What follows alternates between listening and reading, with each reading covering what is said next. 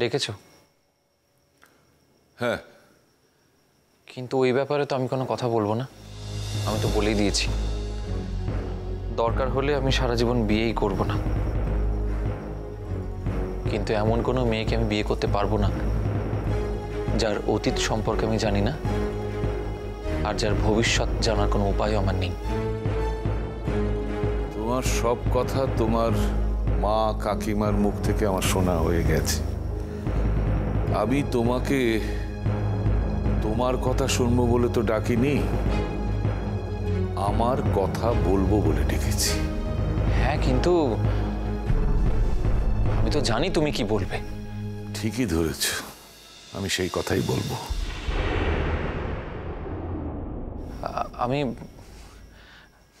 আমি তোমার কথা শুনতে পারবো না। যদি শুনতে হয় তাহলে আমাকে বাড়ি ছাড়তে হবে। কেন যে মানুষটা এমন ধনু ভাঙা পণ নিয়ে বসে আছে বুঝতে পারছি না। মাঝে মাঝে মনে হয় মেয়েটা না এলেই ভালো হতো। শোনো সৌম্য, আমি তোমাকে যা বলবো সেটা তোমার ভালো লাগলেও লাগতে পারে। আগে থেকে ধরে নিচ্ছ কেন যে তোমার ভালো লাগবে না? আমাকে বলতে দাও। দেখো, আমি ঠিক করেছি যে তোমার উপর আমি আর কোনো রকম জোর করব না। সত্যিই তো, কোনো বাবার তার সন্তানের উপর জোর করা কি উচিত বা কি করা যায়? যায় না। বিশেষ করে সেই সন্তান যখন সুপ্রতিষ্ঠিত, তার তো একটা নিজস্ব মতামত থাকতেই পারে। তাই আমি ভেবে দেখলাম আমি সরে আসব। বাবা, আমি দেখো, শেষ কটা দিন আমি আমার নিজের জীবন বোধ নিয়ে একা চলতে পারবো সৌম্য।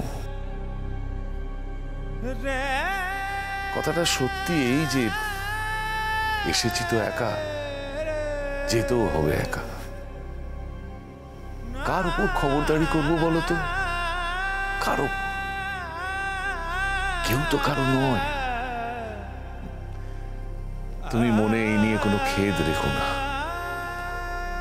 তোমার বাবার ইচ্ছের দাসত্বে তোমায় থাকতে হবে না। বাড়ির সকলকে নিয়ে নিজের পছন্দকে অগ্রাধিকার দিয়ে সুখী থেকো,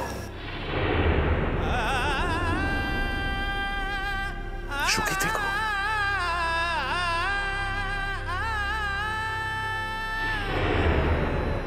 হায় ভগবান, আমার লিগে এত অশান্তি হইতাছে এদের।